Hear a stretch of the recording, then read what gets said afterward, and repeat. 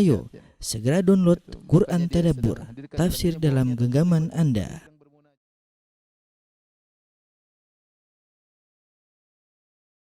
Bismillahirrahmanirrahim. Assalamualaikum warahmatullahi wabarakatuh.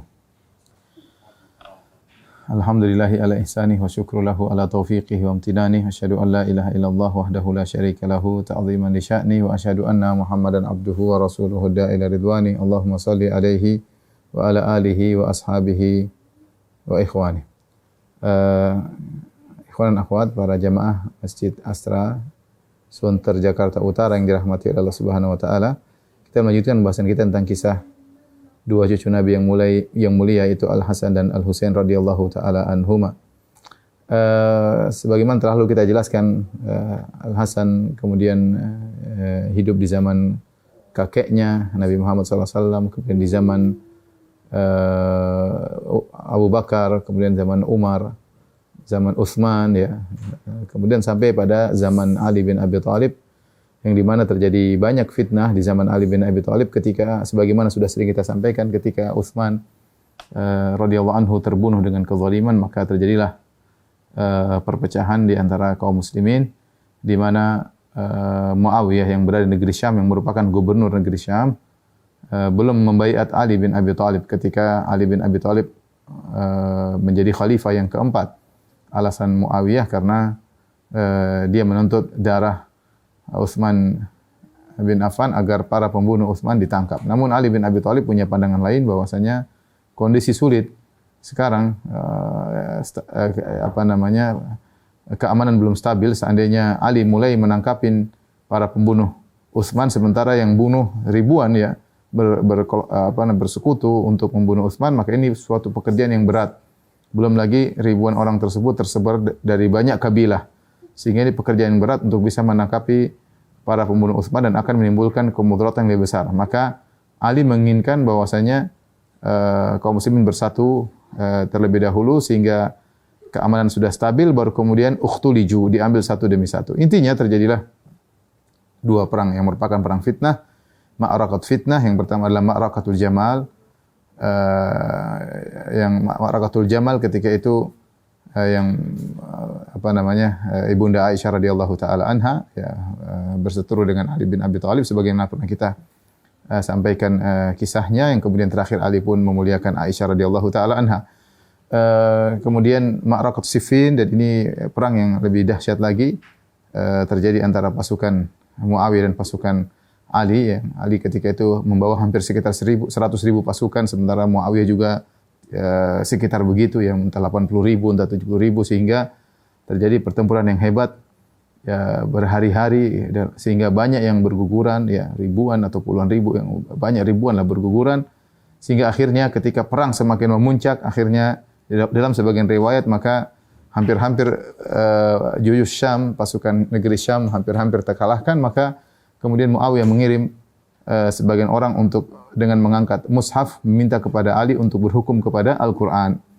Ya, kemudian mereka berfikir cerdas, apa yang kalau diteruskan maka akan banyak kaum muslimin yang meninggal dunia.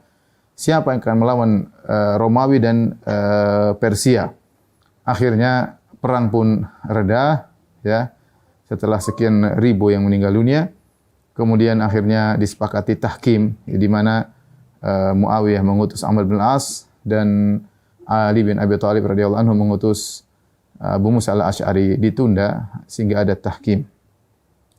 Situlah kemudian Ali radhiyallahu anhu, ya, disebutkan menyesal dalam peperangan yang terjadi.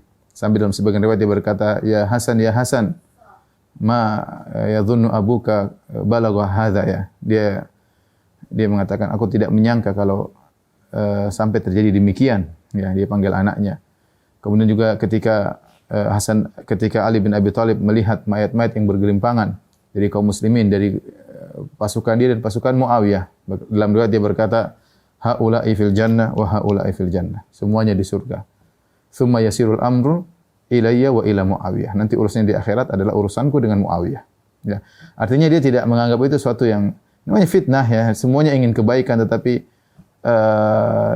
kejadian yang terjadi tidak sesuai dengan yang diharapkan, ya. Sehingga akhirnya suatu perang yang patut disesali. Meskipun kebenaran lebih condong kepada kubu Ali bin Abi Thalib, tapi terbunuhnya banyak kaum muslimin, ini perkara yang menyedihkan. Dan Hasan dan Husain mengikuti peristiwa-peristiwa tersebut. Hasan dan Husain mengikuti peristiwa-peristiwa yang dialami oleh ayahnya Ali bin Abi Thalib radhiyallahu taala anhu.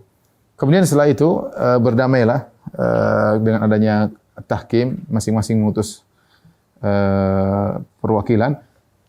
Kemudian ternyata hal ini tidak disetujui oleh Khawarij, maka keluarlah mereka di Harura, kemudian terjadi perang Nahrawan, ya, dan sebagaimana pernah kita sampaikan dalam kajian tentang Khawarij. Intinya akhirnya Ali mengalahkan mereka, dan Ali ketika memerangi Khawarij dia tidak menyesal karena dia tahu ini Khawarij adalah orang-orang yang diperintahkan oleh Nabi untuk memeranginya, ya. Bahkan Nabi mengatakan la in adraktuhum laqtulannahum qatla'at, kalau aku Muhammad sallallahu alaihi wasallam bertemu dengan mereka, aku akan perangi mereka dengan sungguh-sungguh, ya. Bahkan Nabi sallallahu alaihi wasallam mengatakan yang terbaik adalah yang memerangi mereka, tuba liman qatalahum au qataluhu. Sungguh beruntung orang yang membunuh mereka au qataluhu, atau dibunuh oleh mereka. Jadi balasan besar bagi orang yang memerangi orang-orang Khawarij. Nabi sallallahu alaihi wasallam mengatakan juga bahwasanya memerangi Khawarij dapat pahala yang besar di sisi Allah. Rasulullah SAW berkata, hum syarrul khalqi wal khaliq, syarrul khalqi wal khaliqah. Mereka adalah makhluk terburuk di atas muka bumi ini, lebih buruk daripada hewan, ya. Sebagian ulama menafsirkan al-khalq wal khaliqah maksudnya lebih buruk daripada manusia dan hewan. Karena kebengisan mereka dan mengkafirkan kaum muslimin, sehingga Ali bin Abi Thalib tidak pernah menyesal membunuh orang-orang Khawarij. Berbeda dengan perang Jamal dan perang Siffin, maka ada penyesalan melihat kaum muslimin yang meninggal dunia, berbeda dengan ketika memerangi Khawarij. Setelah itu, 2 tahun berikutnya, setelah Khawarij dikalahkan, 2 tahun berikutnya ternyata ada yang balas dendam. Sebagaimana pernah juga kita ceritakan tentang wafatnya Ali, sampai akhirnya ada orang namanya Abdurrahman bin Muljim, yang kemudian dia berjanji untuk membunuh Ali bin Abi Thalib radhiyallahu taala anhu. Dia bekerja sama dengan sebagian orang. Ketika Ali bin Abi Thalib sedang salat subuh, maka dia pun mengangkat senjata, mengangkat pedang, dan dia mengatakan dengan teriak suara yang keras didengar oleh orang-orang di masjid, dia berkata, al-hukmu lillah la laka wala li ashabika ya Ali. Hukum adalah milik Allah, bukan milik engkau wahai Ali, dan juga bukan milik teman-temanmu, bukan milik Amr bin Al-As, bukan milik Abu Musa al-Asy'ari, bukan milik Muawiyah. Maka kemudian Ali bin Abi Thalib ditikam, ya, tikam kepalanya, yang racun tersebut sudah sangat, dengan pisau yang beracun yang telah disiapkan oleh Abdurrahman bin Muljim, ya. Kemudian akhirnya Ali menyuruh menangkap, dan akhirnya tertangkaplah Abdurrahman bin Muljim tersebut, ya. Sehingga akhirnya didatangkan tabib, diperiksa bahwasanya racun tersebut sudah mengenai ya gampangannya otaknya atau bagian dalam Ali bin Abi Thalib radhiyallahu anhu. Dan ketika Ummu Kulthum bintu Ali, putrinya Ali, melihat Ali bin Abi Thalib menangis, dan kebetulan dilewati oleh Abdurrahman bin Muljim, Abdurrahman bin Muljim berkata, buat apa kau menangis? Aku telah membeli pisau tersebut dengan 1000 dirham, dan aku telah meracuninya dengan racun harganya 1000 dirham. Ya, itu pisau ayahmu tidak akan selamat. Walau kanat hadhihi ad-darba ala jami'i ahli Misr ma baqi min mahad. Seandainya pisau ini saya bagi untuk membunuh, untuk menikam seluruh penduduk Mesir, semuanya akan mati. Apalagi cuma 1 orang buat Ali bin Abi Thalib. Ya. Intinya Ali bin Abi Thalib meninggal gara-gara tikaman tersebut. Sebelum beliau meninggal radhiyallahu taala anhu, maka beliau memberi wasiat kepada putra-putra beliau. Ya, demikianlah Allah menghendaki beliau mati syahid, ya. Sebagaimana Allah menghendaki Umar bin Khattab dan juga terbunuh, dengan juga Utsman bin Affan dan juga Ali bin Abi Thalib, ya. Dan juga nanti Hasan teracuni, kemudian Husain juga terbunuh. Allah ingin memberikan pahala yang besar bagi mereka sehingga menyempurnakan derajat mereka di akhirat kelak. Dan demikianlah sebagaimana perkataan Nabi sallallahu alaihi wasallam, asyaddun nasi bala'an al-anbiya. Orang yang paling berat ujiannya adalah para nabi, tsumma salihun, kemudian orang saleh, tsumma al-amsal fal amsal, kemudian yang selanjutnya dan selanjutnya. Ketika Ali bin Abi Thalib tahu dia bakalan meninggal dunia, tabib mengatakan tidak mungkin bisa sembuh, ya. Maka dia memanggil Hasan dan Husain. Maka dia berkata, "Usikuma bi taqwallah." Aku wasiatkan kalian berdua wahai kedua putraku untuk bertakwa kepada Allah. Wa alla tabghayad dunya wa in baghatkuma. Dan janganlah kalian berdua mencari dunia meskipun dunia mengejar kalian berdua, ya. Jangan kalian mencari dunia meskipun dunia mencari kalian berdua. Wala tabghiya 'ala syai'in zuwiya ankuma. Janganlah kalian menangis atas perkara yang diambil dari kalian berdua ya. Perkara dunia diambil, apa yang diambil, jangan menangis. Wa qulal haqq, dan ucapkanlah kalian berdua perkataan yang benar. Warhamal yatim, rahmatilah anak yatim. Wa aghithal malhuf, dan tolonglah orang-orang yang kesulitan. Wasna'a lil akhirah, berbuatlah untuk akhirat. Itu kalian berdua melakukan apa saja, niatkan untuk akhirat. Wa kuna lidh-dhalimi khasman, jadilah kau musuh bagi orang yang zalim. Walil mazlum nasiran, jadilah kau penolong bagi orang yang terzalimi. Wa'mala bima fil kitab, beramalah dengan apa yang dalam Al-Qur'an. Wala ta'khudhkuma fillahi laumatu laim, dan janganlah kalian dalam membela agama Allah jangan takut cercaan siapapun. Setelah itu Ali bin Abi Thalib memandang kepada Muhammad bin Hanafiyah, anaknya dari istri yang lain dari Bani Hanifah, bukan dari Fatimah. Kalau Hasan Husain dari Fatimah sebagaimana kita jelaskan, dia lihat putranya yang lain dari istrinya yang lain. Kemudian dia berkata, lebih muda tentunya, dia berkata, "Hafizna ma awsaitu bihi akhawaik." Wahai putraku Muhammad ibn al-Hanafiyah, kau sudah hafal tadi wasiat yang aku sampaikan kepada saudara kedua kakakmu? Qala na'am. Iya. Qala fa inni usika bimithlihi. Maka aku wasiatkan engkau seperti apa yang aku wasiatkan kepada kedua kakakmu. Wa usika bitawqiri akhawaika, dan aku wasiatkan engkau untuk menghormati kedua kakakmu. Li'azimi haqqihima 'alaika, karena mereka berdua punya hak yang besar kepada engkau. Fattabi amrahuma, ikutilah perkara mereka berdua, ya. Wala taqta amran dunahuma, dan janganlah engkau memutuskan suatu perkara tanpa persetujuan mereka berdua. Kemudian beliau berkata lagi, usikuma bihi fa innahu ibnu abikuma. Wahai Hasan dan Husain, aku wasiatkan kau perhatian sama adikmu ini, Muhammad bin Hafiyah. Fa innahu ibnu abikuma, dia adalah putra bapak kalian berdua, meskipun ibu berbeda. Wa qad alimtuma anna abakuma kana yuhibbuhu. Kalian berdua tahu, wahai Hasan Husain, aku mencintai juga Muhammad bin Hanafiyah. Wa qalil Hasan, kemudian dia berkata kepada putranya yang paling tua Hasan, usika ay bunayya bi taqwallah wa iqamis salati li waqtiha.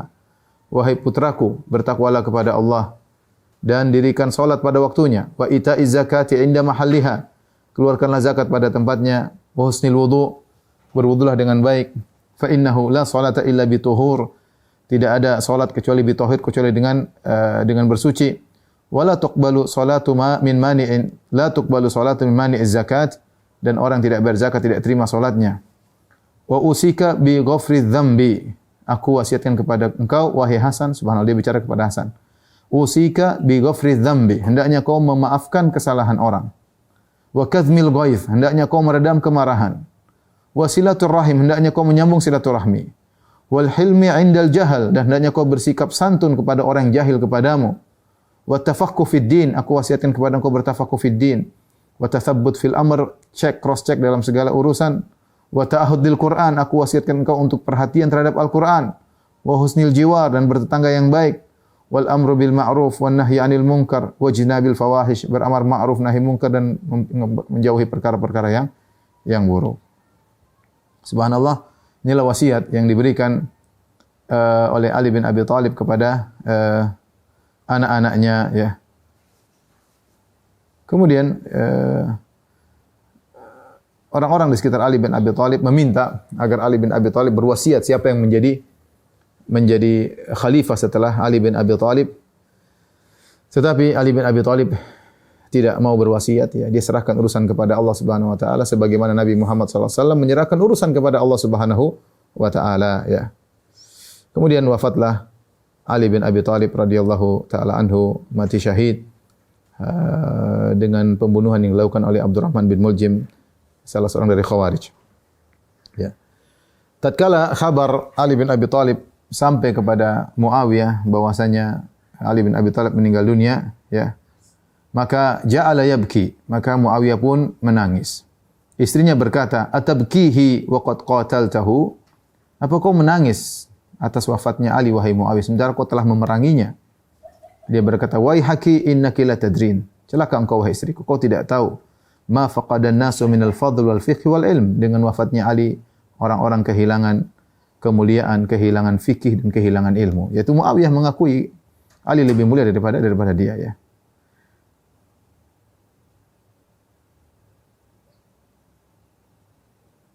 Dan Muawiyah kalau ada masalah agama terkadang dia menulis surat dan dia bertanya kepada Ali bin Abi Thalib tentang permasalahan yang kontemporer yang dialami oleh Muawiyah radhiyallahu taala anhu ya. Ketika sampai kabar kepadanya Ali bin Abi Thalib meninggal dunia, dalam riwayat yang dia berkata, "Dhahabal fiqhu wal ilmu bi mauti bin Abi Thalib." Telah pergi fikih dan ilmu dengan wafatnya Ali bin Abi Thalib. Maka saudaranya Utbah berkata, "La yasma' hadza minka ahlus Syam." Jangan sampai penduduk negeri Syam dengar kau bilang begini tentang Ali bin Abi Thalib, kau memuji Ali. Apa kata Muawiyah, "Da'ni angka, apa urusanmu ya? Tinggalkan aku, biarkan aku memuji Ali bin Abi Thalib radhiyallahu taala anhu."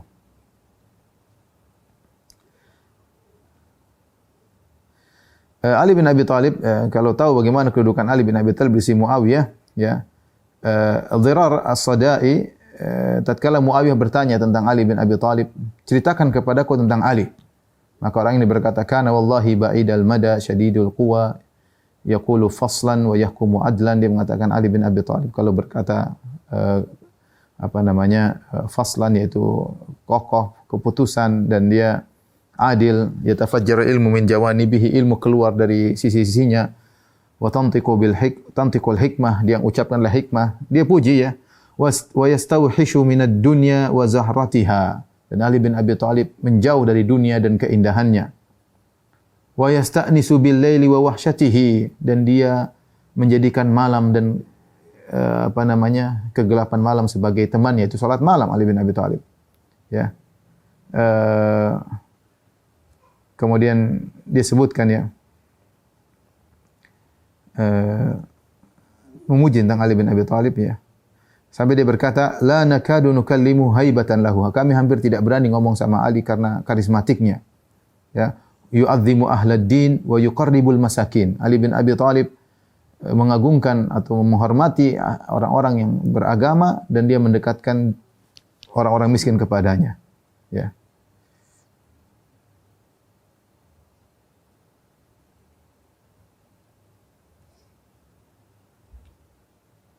Dan aku melihat waqad ra'aitu fi ba'dhi mawaqifihi waqad arkha al-lailu sudulahu wa gharat nujumuhu. Pernah aku lihat dia suatu malam, ketika itu malam sudah sangat gelap, kemudian bintang-bintang juga sudah mulai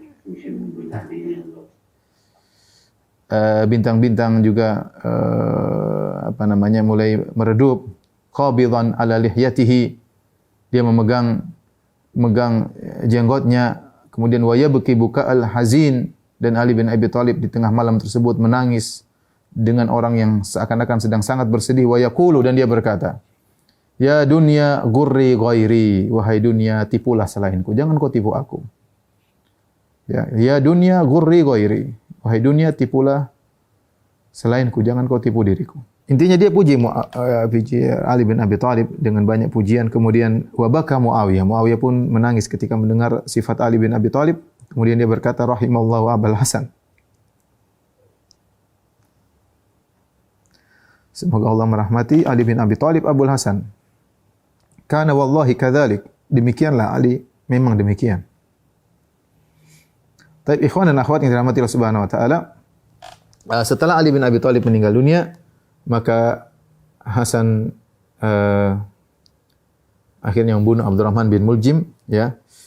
Ketika itu Hasan sebelum bunuhnya Hasan berkata, "Halaka fi khaslah?" Ada permintaanmu ya.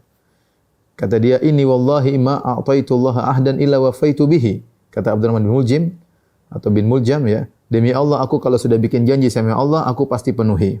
Inni qad kuntu a'taitullaha ahdan indal hatim an aqtula Aliyan wa Muawiyah." Aku telah berjanji kepada Allah, Al-Hatim yaitu di si Ka'bah ya, bahwasanya aku akan membunuh Ali dan Muawiyah. Au amutu dunahuma, atau aku akan meninggal kalau tidak bisa bunuh mereka, aku mati. Fa in syi'ta khallaita baini wa bainahu. Kalau kau mau, biarkan aku bunuh Muawiyah. Ali sudah aku bunuh, tinggal Muawiyah. Walaka Allahu alayya in lam aqtulhu aw qataltuhu thumma baqitu an atiyaka hatta ad'a yadi fi yadik. Ya, dan aku kalau sudah bunuh Muawiyah, berhasil enggak berhasil, aku akan datang kepadamu dan aku akan meletakkan tanganku di tanganmu. Silakan kau lakukan apa padaku. Yang penting izinkan aku bunuh Muawiyah lagi. Hasan berkata apa? Ama wallahi, Tidak wahai Abdurrahman bin Muljim. Hatta tu'ayinan nar, sampai kau lihat neraka, sampai kau lihat neraka. Enggak ada izin bagimu sampai kau lihat neraka. Kemudian dia majukan, kemudian dibunuhlah Abdurrahman bin Muljim. Disebutkan Abdurrahman bin Muljim ketika dipotong tangannya, dipotong kakinya, dia tetap berzikir kepada Allah sampai ketika mau dipotong lisannya dia menangis. Dia bilang, saya tidak ingin meninggal dalam kondisi tidak berzikir kepada Allah. Lihat Khawarij bagaimana ibadah mereka yang kuat tapi kilabun nar, anjing-anjing neraka, jahanam. Taib, setelah itu ketika Ali bin Abi Thalib meninggal, ya, maka Hasan radhiyallahu anhu berkhutbah di hadapan masyarakat sebagaimana diriwayatkan oleh Umar bin Hubashi. Dia berkata, "Khatabana al-Hasan bin Ali ba'da qatli Ali." Hasan bin Ali berkhutbah kepada kami setelah terbunuhnya Ali bin Abi Thalib. Faqala, dan dia berkata, "Laqad faraqakum rajulun bil ams, ma sabaqahu al-awwalun bi ilm wa la adrakahu al-akharun."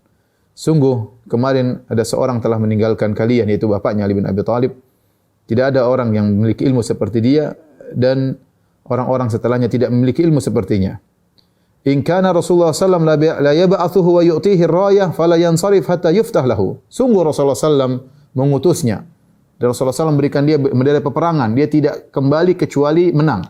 Sebagaimana dalam perang Khaybar, Rasulullah kasih bendera kepada Ali dan menang. Ma taraka min safra wala bayda ila 700 dirham min ata'ihi kana yarsuduhu li khadimi ahlihi. Dia tidak meninggalkan harta emas maupun perak kecuali cuma 700 dirham. Yang itu adalah yang dia siapkan, ya, untuk keluarganya. Ya, jadi peninggalan Ali cuma 700 dirham. Kalau kita sekarang zakat sekitar 595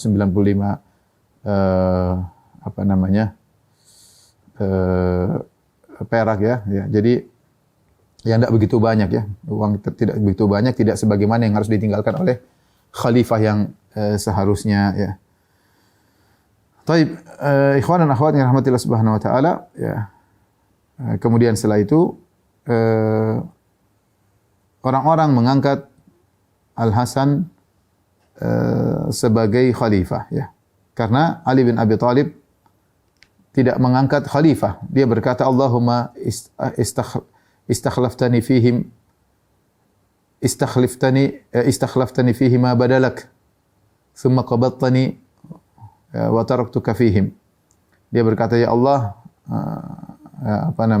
pilihlah orang setelahku yang kau kehendaki, ya. Dan engkau mencabut nyawaku dan aku tinggalkan engkau bersama mereka. Artinya dia serahkan kepada Allah Subhanahu wa taala.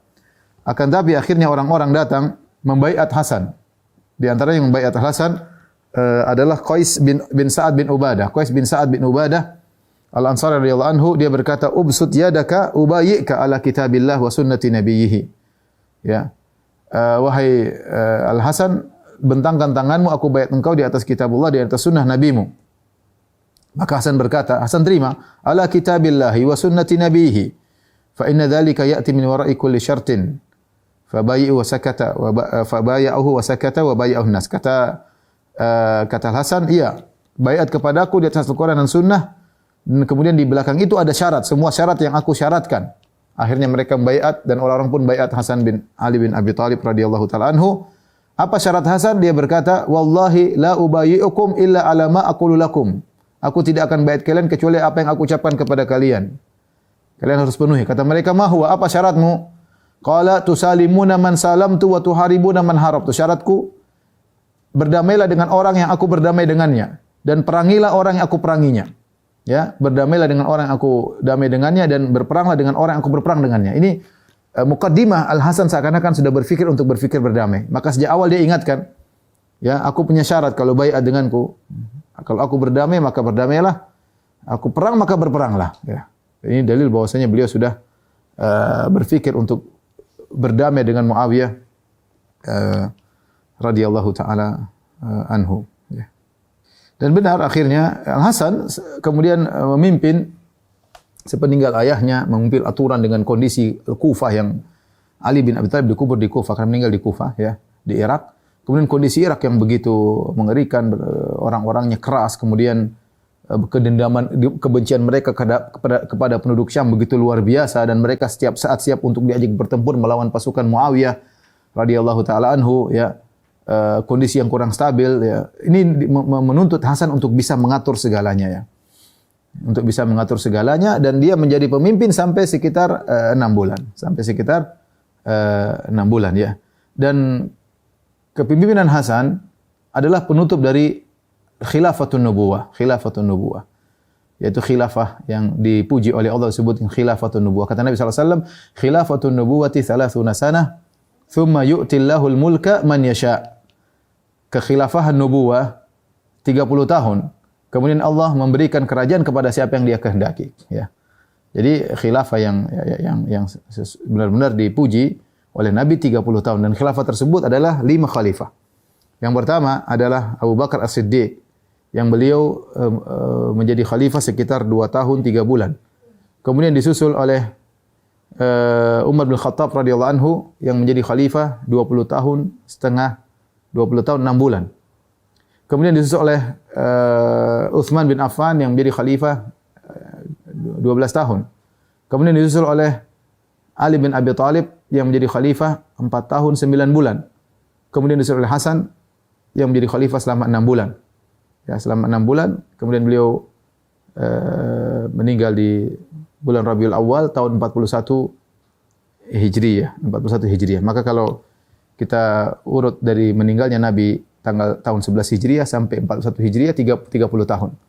Jadi dengan wafatnya Hasan berselesailah khilafah an-nubuwah ya. Dan itu 30 tahun itu yang dipuji oleh Nabi sallallahu alaihi wasallam. Taib Hasan dia dalam kondisi kuat dan dia punya pasukan yang kuat yang siap untuk berperang untuk membelanya. Ya. Namun dia punya pikiran lain, dia ingin mendamaikan kaum muslimin. Maka dia ngobrol dulu mencari jejak pendapat dengan sepupunya, di antaranya dengan Abdullah bin Ja'far bin Abi Thalib ya, sepupunya. Dia berkata kepada Abdullah bin Ja'far, "Inni qad ra'aitu ra'yan wa uhibbu an tutabi'ani alaihi." Aku punya pendapat dan aku harap kau ikuti aku. Faqala ma huwa? Kata sepupunya, ada apa? Pendapat apa? Qala qad ra'aitu an a'mada ila al-Madinati fa anzilaha wa ukhalli baina Muawiyah baina hadzal hadits faqatalat al-fitnah. Aku ingin pergi tinggal di kota Madinah dan aku menetap di kota Madinah. Ya, dan aku biarkan khilafah dipegang oleh Muawiyah. Ya, terlalu panjang fitnah. Wa saqatat fiha dima dan begitu banyak darah berguguran. Wa quti'at fiha al-arham. Tali silaturahmi terputuskan gara-gara masalah ini. Wa quti'at subul, ya, banyak sebab-sebabnya, masalah banyak tidak stabil. Ekonomi misalnya, wa utilatil al-furuj, kemudian banyak tempat-tempat daerah perbatasan yang tidak bisa dijaga. Dia sebutkan mudarat-mudarat gara-gara pertikaian di antara dua kubu ini yang tidak berhenti-berhenti. Maka Abdullah bin Ja'far berkata, "Jazakallahu an ummati Muhammadin." Ya, semoga Allah beri balasan kebaikan bagi engkau karena demi umat Muhammad. Fa ana ma'aka ala hadzal hadits. Saya setuju dengan engkau wahai Hasan. Kemudian dia berkata, "Ud'uli al-Husain." Panggil Husain. Ya. Abdullah bin Ja'far setuju. Sekarang tinggal Husain. Maka Husain pun dipanggil dan dia pun datang. Kemudian dia berkata, "Ya akhi, ingat Hasan lebih tua dan Husain cuma lebih muda setahun." Kemudian Hasan berkata, "Ya akhi, qad ra'aitu ra'yan wa uhibbu an tutabi'ani alaihi." Wahai saudaraku, aku punya pendapat, aku harap kau mengikutiku. Husain berkata, "Ma huwa? Apa pendapatmu?" Kemudian Hasan menyampaikan apa yang dia sampaikan kepada Abdullah bin Ja'far. Husain berkata, "U'idzuka billah an tukadziba Aliyan fi qabrihi wa tusaddiqa Muawiyah." Aku berlindung kepada Allah jangan sampai kau mendustakan Ali dan kau membenarkan Muawiyah. Artinya seakan-akan kau membela Muawiyah dan tidak membela bapakmu. Bapakmu yang sudah meninggal kau dustakan, berarti Muawiyah yang benar. Qala Al-Hasan, "Wallahi ma aradtu amran qat illa khalaftani ila ghairihi." Wahai saudaraku Husain, aku tidak punya ide apapun kecuali kau menyelisih. Falamma ra'al Husain ghadabahu, ketika Husain melihat Hasan marah, Husain berkata, "Anta akbaru waladi Ali." Engkau yang paling tua dari anak-anaknya Ali bin Abi Thalib. Wa anta khalifatuhu, dan engkau adalah khalifah pengganti Ali bin Abi Thalib. Wa amruna li amrika taba. Aku hanya mengikuti perkaramu. Perkara kami hanya ngekor pada perkaramu. Faf'al ma badak. Lakukanlah apa yang menurutmu baik. Ya. Akhirnya Al-Husain setuju, ya. Ya. Setuju dengan ide kakaknya, ya. Maka setelah 6 bulan mengatur kondisi Kufah dengan berbagai macam problematikanya, menenangkan masyarakat, maka dia melawan hawa nafsu. Dia kalau mau perang bisa. Ya, lihat dalam peperangan pertama, dalam perang Siffin, pasukan Muawiyah hampir kalah dalam sebagian riwayat. Artinya pasukan Irak banyak. Dan mereka marah kepada pasukan negeri Syam. Kalau maksud saya Hasan bukan dalam kondisi lemah. Ya, orang-orang sangat benci kepada pembunuh Ali bin Abi Thalib ya, dan mereka pasti kait-kaitkan dengan penduduk Syam, padahal yang bunuh Khawarij ya. Tapi intinya kalau Hasan mau membawa pasukan, maka pasukan siap untuk memerangi Muawiyah.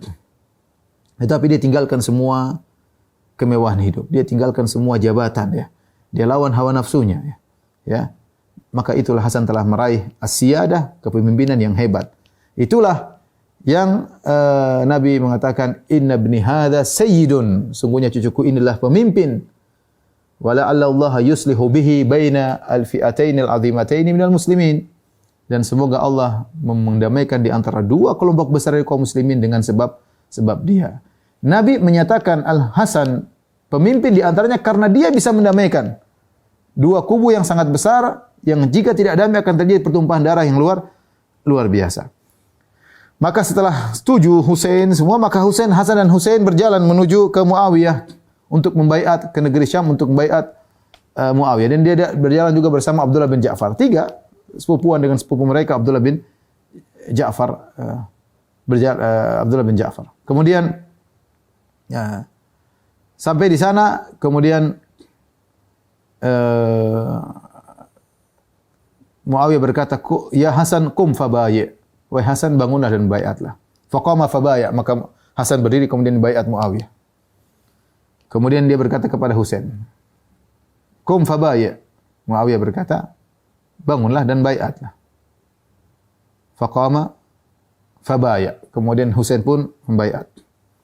Qala ya Qais, ada Qais bin tadi mereka bertiga bukan dengan Abdullah bin Ja'far tapi dengan Qais bin Sa'ad bin Ubadah sebagai perwakilan dari kaum Ansar. Anaknya Ubadah bin Sa'ad bin Ubadah radhiyallahu taala anhu. Qais.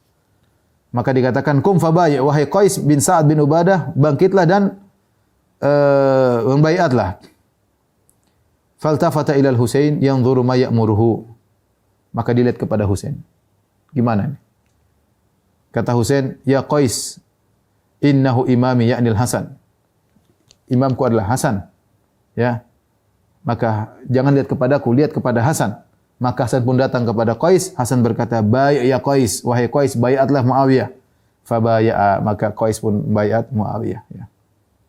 Dan inilah pemimpin yang sesungguhnya.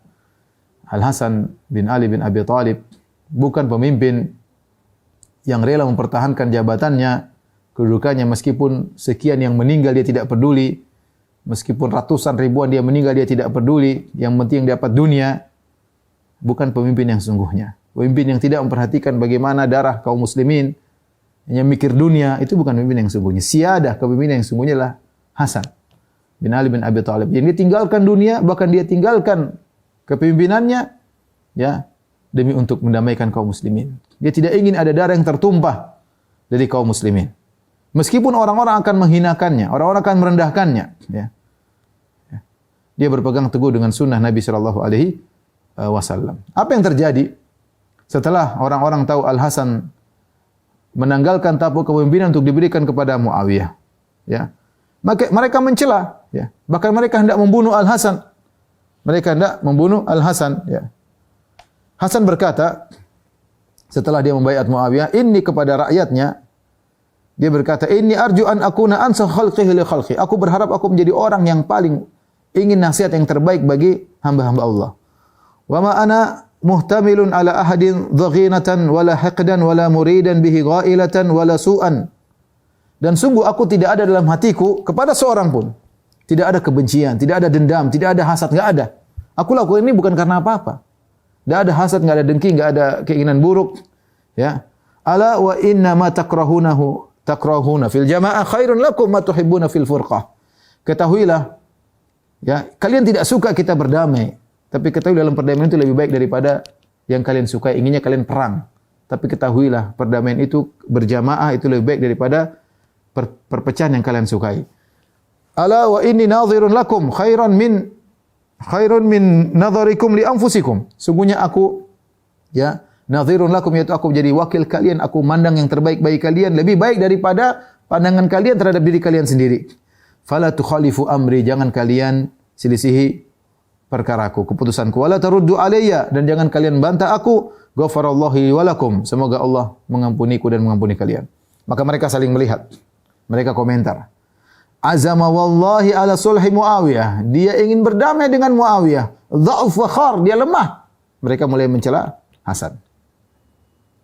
Sampai kemudian ada seorang dari orang-orang Kufah kemudian segera datang ingin menikam Hasan, ya. Kemudian Hasan pun terhindar, ya. Dia menyelamatkan diri. Kemudian ada seorang namanya Al-Jarrah bin Sinan, maka dia bawa semacam palu atau semacam kapak, kemudian dia masuk menuju Hasan, dia berkata, "Asyrakta ya Hasan, kau telah berbuat syirik wahai Hasan. Kama asyraka abuka min qabl, sebagaimana bapakmu telah syirik juga." Kemudian dia pun memukul Hasan, kena pahanya, terlukalah Hasan dengan kapak atau pacul tersebut, maka robeklah paha Hasan, ya, sampai hampir sampai ke tulangnya, ya. Kemudian Hasan memukul wajahnya, kemudian Hasan pun memeluknya, kemudian mereka berdua jatuh ke tanah. Akhirnya ada orang lain kemudian datang dan mengambil palunya, kemudian malah memukul orang tersebut meninggal dunia. Kemudian Hasan diangkat ke Al-Madain, kemudian diobati hingga sembuh, ya. Orang-orang banyak mencelanya, ya. Sampai Hasan menasihati mereka, Ahlul Iraq. Dia berkata, "Ya Ahlul Iraq." Karena mereka mencela Hasan, mereka tidak setuju dengan keputusan Hasan. Mereka maunya perang. Mereka benci kepada Muawiyah dan Ahlus Syam.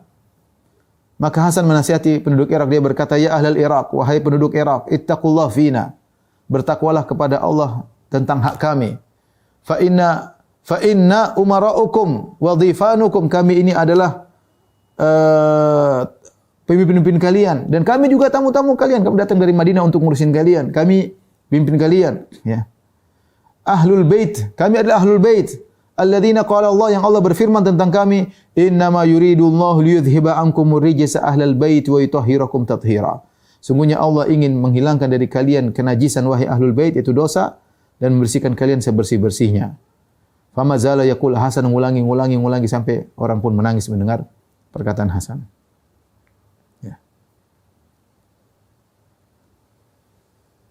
Demikianlah Hasan, ya, ketika dia berniat untuk menyelamatkan darah kaum muslimin, dia melepaskan haknya, dia melepaskan jabatannya demi untuk mempersatukan umat, maka yang dia dapat hanyalah cercaan dan celaan dari orang-orang Irak yang hasad kepada dia, yang benci kepada dia, ya.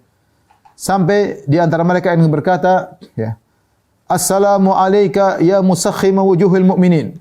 Sampai ada yang mengatakan salam kepada Hasan dengan perkataan demikian. "Assalamu alayka, wahai orang yang telah menghitamkan wajah kaum mukminin." Artinya mempermalu kaum mukminin. Hasan berkata, "La taqul dzalik." Jangan kau bilang begitu kepadaku. Ini cucu Nabi sallallahu alaihi wasallam. Tapi mereka menghina. Padahal Nabi memuji Hasan gara-gara itu. Nabi mengatakan, "Inna bni hadza sayyid." Cucuku ini pemimpin. Di antara bukti kepemimpinannya, la'allallaha yuslihu bihi baina fi'ataini 'azimatin minal muslimin. Semoga Allah mendamaikan dua kelompok besar kaum ini gara-gara dia. Di antara bentuk Allah, jadi Nabi puji pada hal itu, dan hadis ini didengar oleh banyak sahabat. Justru mereka mencela perbuatan Hasan yang sesuai dengan anjuran Nabi sallallahu alaihi wasallam. Demikian orang pakai, apalagi masalah seperti itu, masalah pakai nafsu, ya.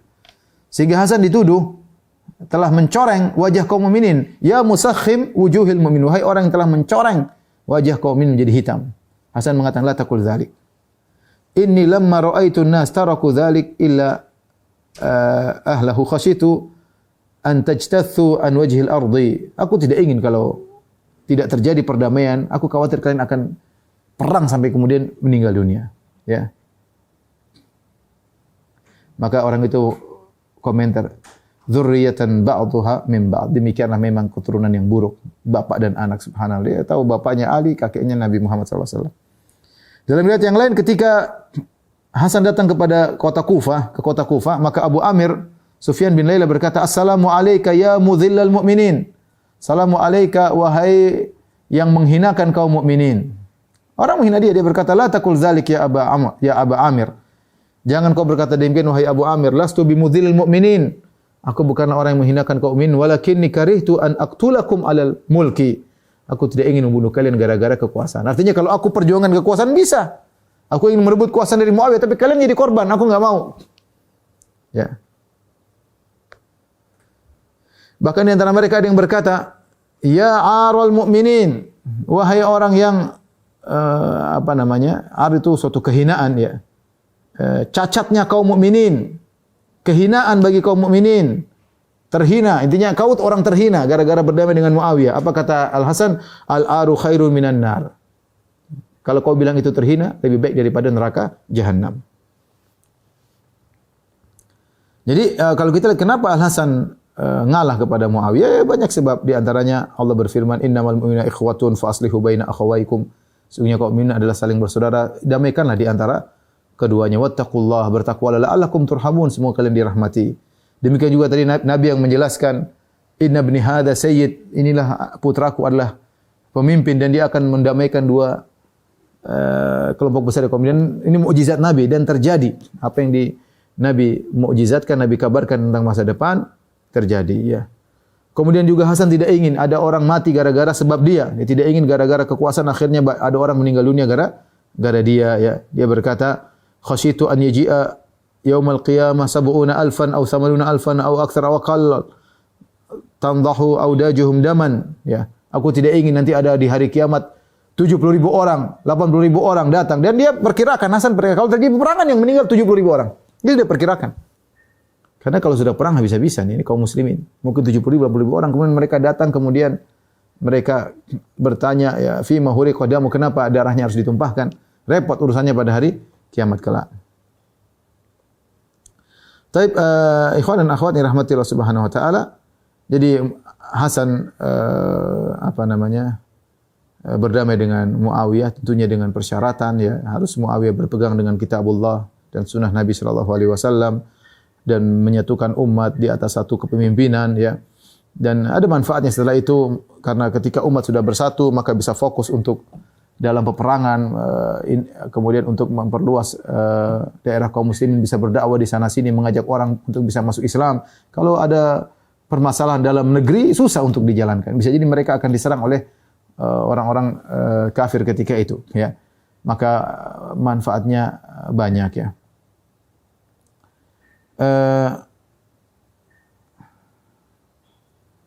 Kemudian Hasan dan Husain setelah itu beliau pergi ke kota Madinah untuk menetap di kota Madinah, berdakwah di sana, mengajarkan hadis-hadis Nabi sallallahu alaihi wasallam, meninggalkan segala kekuasaan kepemimpinan ya. Dan itulah pemimpin yang sejati yang rela meninggalkan kepemimpinannya demi kemaslahatan besar, bukan mengikuti hawa nafsu demi kepemimpinan untuk sehingga tertumpahkanlah darah kaum mukminin. Inilah Al-Hasan radhiyallahu taala anhu. Bagaimanakah wafatnya Al-Hasan?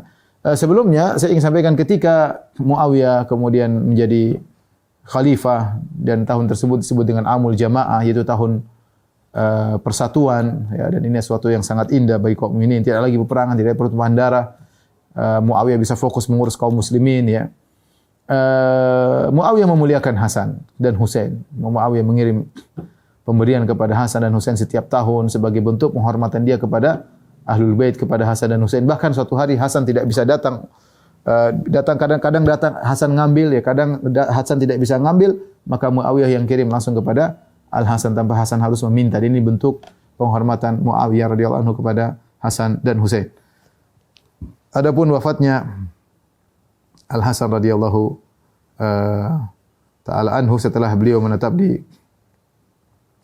kota Madinah dan dihormati oleh Muawiyah ya, dia meninggal radhiyallahu anhu gara-gara racun ya. Gara-gara racun.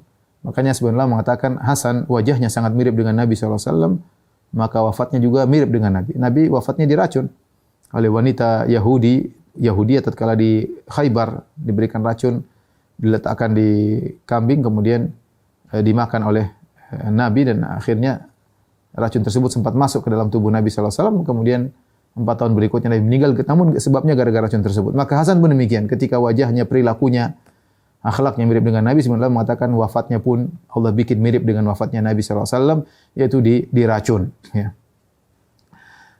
Ada khilaf, ada riwayat yang mengatakan bahwasanya yang meracuni Hasan adalah istrinya yang bernama Ja'dah bintul Ash'ath. Istrinya entah apa dia racun Hasan. Ya.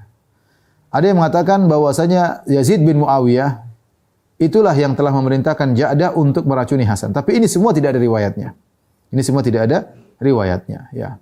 Semuanya riwayatnya lemah. Entah siapa yang meracuni, yang jelas ada yang hasad. Bisa jadi orang-orang Irak yang jengkel dengan perbuatan Hasan menyerahkan tampuk kepemimpinan kepada Muawiyah. Ini membuat mereka jengkel sehingga ada yang tadi sudah ada yang nekat untuk membunuh tapi hanya melukai pahanya Hasan.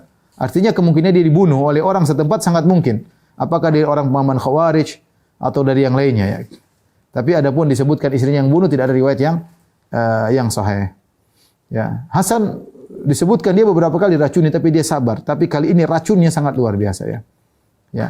Sehingga saudara dia berkata, Umair bin Ishaq berkata, "Dakhaltu ana wa rajulun akhar min Quraisy ala Al-Hasan bin Ali."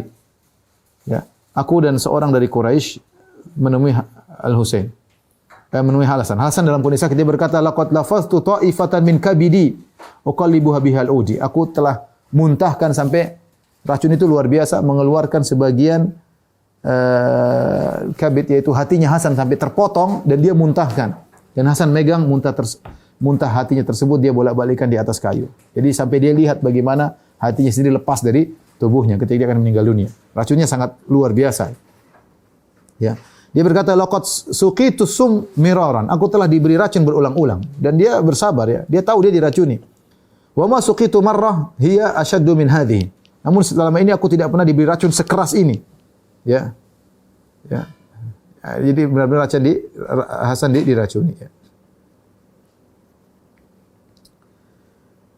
Kemudian Al-Husain saudaranya datang menemui Hasan ya. Melihat Hasan dalam kondisi sakit, tergeletak di atas tempat tidurnya ya. Kemudian Husain berkata kepada Hasan, "Ya Aba Muhammad, wahai saudaraku Hasan." Kunyahnya Abu Muhammad. "Ya Aba Muhammad, akhbirni man saqaq." Sampaikanlah kepadaku, kabarkan kepadaku siapa yang telah meracunimu. Hasan berkata, "Walima ya akhi?" Kenapa aku harus kabarkan engkau siapa yang meracuniku? Qala aqtuluhu wallahi qabla an adfanak. Aku akan bunuh dia sebelum aku kuburkan engkau. Wallahi demi Allah akan bunuh dia sebelum aku kuburkan engkau. Au yakunu bi ardin atakallafu syukhusa ilaihi. Kalau ternyata dia tidak di sini, di tempat lain aku akan kirim orang bunuh dia. Faqala al-Hasan. Lihat Hasan, subhanallah dia bagi dia dunia itu tidak ada nilainya. Ya, dia tidak ingin pertumpahan darah. Dia berkata, "Ya akhi, inna ma hadhihi dunya layalin faniyah." Wahai saudaraku Husain, dunia ini hanya hari-hari yang akan sirna. Hari yang akan sirna. Da'hu hatta altaqi ana wa huwa indallah. Jangan kau bunuh dia. Biarkan aku ketemu dia, aku dengan dia ketemu di sisi Allah Subhanahu wa taala. Ya. Dan Hasan tidak mau menyebut siapa yang meracuninya. Rahasia, tidak ada yang tahu. Hasan tahu tapi tidak menyampaikan. Dia tahu. Ya. Dia tidak ingin terjadi fitnah, tidak ingin ada orang terbunuh gara-gara dia. Luar biasa Hasannya. Suatu hari atau suatu saat ketika Hasan sudah parah sempat dia mengeluarkan rasa sakit, ya. Karena kita tahu orang meninggal ada rasa sakit, tapi dia sempat mengeluarkan mungkin agak atau rasa sakit yang dikeluarkan dari perkataannya, maka Husain menegur. "Ya Abu Muhammad, ma hadzal jaza?" Wahai Abu Muhammad, ya, wahai Hasan, apa ini rasa sakit yang kau ungkapkan? Ya. "Ma huwa illa an tufariqa ruhuka jasadaka." Kenapa kau harus mengucapkan rasa sakit? Cuma perkara jasadmu, ruhmu keluar di jasadmu. Wahai Hasan, tidak usah kau mengungkapkan rasa sakit. Tinggal ruhmu keluar dari jasadmu. Fataqaddama ala abawaik Ali wa Fatimah. Kemudian kau ketemu dengan bapakmu Ali dan ibumu Fatimah. Wa ala jaddaik. Dan kemudian kau bertemu dengan kedua kakekmu dan nenekmu, Nabi Muhammad SAW dan Khadijah. Wa ala a'mamika Hamzah wa Ja'far. Dan kau akan bertemu dengan paman-pamanmu Hamzah bin Abdul Muttalib dan Ja'far. Ya. Wa ala akhwalika Al-Qasim, dan juga ketemu dengan Al-Qasim wa Tayyib wa Mutahhir wa Ibrahim wa ala khalatika, ketemu dengan bibi-bibimu Ruqayyah, Kulthum dan Zainab. Setelah Husain menyampaikan hal tersebut, maka Hasan pun tenang, ya. Maka nampaklah wajahnya bercahaya, ya. Kemudian dia berkata kepada saudaranya Husain, "Ya akhi, inni adkhulu fi amrin min amrillah lam adkhul fi mithlihi." Wahai saudaraku Husain, aku telah masuk pada suatu perkara yang aku tidak pernah masuk dalam perkara ini sebelumnya. Wa ara khalqan min khalqillah lam ara mithlahu qat. Aku melihat makhluk-makhluk Allah yang sebelumnya aku tidak pernah melihat. Mungkin dia melihat malaikat yang semisalnya. Fabakal Husain, maka Husain pun menangis tahu kakaknya akan meninggal dunia. Kemudian Hasan berkata kepada orang di sekitarnya, Hasan, "Idfanuni inda abi." Kuburkanlah aku di sisi kakekku Nabi Muhammad SAW. Illa an takhafud dima, kecuali kalau kalian khawatir akan terjadi pertumpahan darah gara-gara aku dikuburkan di samping kakekku, maka jangan. Ya. Fa in khiftum dima fala tuhriku fiyya daman. Kalau kalian takut tertumpah darah, maka jangan kalian tumpah darah gara-gara aku. Idfanuni inda maqabiril muslimin. Kuburkanlah aku di Baqi, di kuburan kaum muslimin. Kemudian Hasan mengirim utusan kepada Ummul Mukminin Aisyah minta izin untuk dikuburkan di sisi Nabi sallallahu alaihi wasallam. Ya, maka Aisyah mengatakan silakan, tidak jadi masalah. Aisyah setuju. Kemudian Hasan berkata kepada saudaranya Husain, "Inni kuntu talabtu ila Aisyah idza ana mittu an ta'dhan li fa udfan fi baitiha ma'a Rasulillah." Aku minta izin kepada Aisyah kalau aku meninggal agar aku dikuburkan di rumahnya bersama Rasulullah sallallahu alaihi wasallam. Fala adri la alla dzalika an yakuna kana min haya'an minni. Saya khawatir dia setuju waktu itu gara-gara malu. Lihat Hasan bagaimana akhlaknya. Jangan-jangan Aisyah malu ketika setuju. Fa idza ana mittu fa'tiha fatlub dzalika ilaiha. Kalau aku meninggal tanya lagi kedua kali. Tanyakan lagi. Fa in tabat nafsuha, kalau dia kelihatan senang, setuju, fadfinni fihi, maka kuburkanlah aku. Kalau tidak kelihatan terpaksa, mungkin rasa malu, kuburkan aku di kuburan kaum muslimin. Kemudian semakin Al-Hasan merasakan rasa sakit, ya. Ya, kemudian racun semakin mengganas, ya, sampai tadi dikatakan bagaimana usus-ususnya terputus-putus, sampai kemudian dia memuntahkan, hatinya termuntahkan dari mulutnya ketika dia tahu dia bakalan meninggal dunia. Hal ini kondisi yang sangat sakit, tidak membuat dia untuk mengingat Allah. Maka dia berkata kepada orang di sekitarnya, "Akhriju firashi ila sahnid dar." Keluarkanlah tempat tidurku di pelataran rumah. Hatta anzura ila malakutis samawat. Sebelum dia meninggal, keluarkan aku di depan rumahku. Aku ingin melihat bagaimana langit, ya, bagaimana kerajaan langit. Fa akhraju firashahu, maka mereka pun keluarkan tempat tidur Al-Hasan. Fa rafa'a ra'sahu ila sama, kemudian dia pun mengangkat pandangannya ke arah langit. Fa nadhara, dia lihat. Kemudian dia berkata, "Allahumma inni ahtasibu nafsi indak." Dia mengatakan, "Ya Allah, aku berharap dapat pahala dengan mengorbankan jiwaku. Fa innaha a'azzul anfusi alayya." Sungguhnya adalah jiwa yang paling berharga bagiku. Artinya, dia rela meninggal diracuni, dia berharap pahala dari hal tersebut. Dia tidak ingin tertumpahkan darah kaum muslimin. Bahkan dia tidak ingin mengabarkan siapa yang membunuhnya. Ya. Dan sebagian kita katakan Hasan ternyata sudah diracun berulang-ulang. Dan dia tahu, tapi racun kali ini ternyata dia tidak selamat. Jadi dia mengatakan, "Ya Allah, aku telah berikhtisab, berharap pahala dengan mengorbankan jiwaku di sisimu." Kemudian Hasan pun menutupkan kedua matanya untuk berpisah dengan dunia yang tanpa dia terfitnah, ya, tanpa dia tenggelam dengan dunia, maka wafatlah Al-Hasan radhiyallahu taala anhu, ya. Kemudian tatkala Al-Hasan meninggal dunia, Husain pun datang ke Aisyah minta izin untuk menguburkan Hasan di kuburan di rumahnya Aisyah. Maka Aisyah berkata, "Ni'ma wa karamah." Kemuliaan, silakan kuburkan di rumahku. Tetapi ada seorang namanya Marwan bin Hakam bersama sebagian orang tidak setuju. Mereka mengatakan bagaimana Utsman tidak dikuburkan di samping Nabi sebagai Abu Bakar dan Umar, lantas bagaimana Hasan dikuburkan di samping Nabi sallallahu alaihi wasallam. Terjadi kegaduhan sedikit. Kemudian Abu Hurairah berbicara, Abu Hurairah berkata, "Ara'aitum law ji'a bi ibni Musa?" Seandainya didatangkan putranya Musa untuk dikuburkan bersama Musa, apakah dilarang? Bukankah itu kezaliman? Kata mereka, benar, ya. Ya, ini anaknya Nabi, Hasan anaknya Nabi, ya. Dia didatangkan untuk dikuburkan bersama bapaknya, maksudnya bersama Nabi sallallahu alaihi wasallam. Mereka tetap enggan. Mereka beralasan Utsman dikuburkan di Baqi, bagaimana Hasan yang Utsman mungkin lebih mulia daripada Hasan dikuburkan di bersama Nabi. Akhirnya daripada ribut, Husain sempat marah, kemudian akhirnya Abu Hurairah maju dan menasihati mereka. Akhirnya jangan sampai terjadi pertumpahan darah. Akhirnya Hasan dikuburkan di Al-Baqi ya, radhiyallahu taala anhu ya. Demikian ikhwan dan akhwat yang rahmatillah subhanahu wa taala. Ini tentang Hasan. Insyaallah pekan depan kita akan bahas tentang Al-Husain radhiyallahu taala anhu. Dan lihatlah bagaimana pengorbanan Hasan. Nabi memuji dia sebagai sayyid, pimpinan di dunia dan pimpinan di akhirat ya.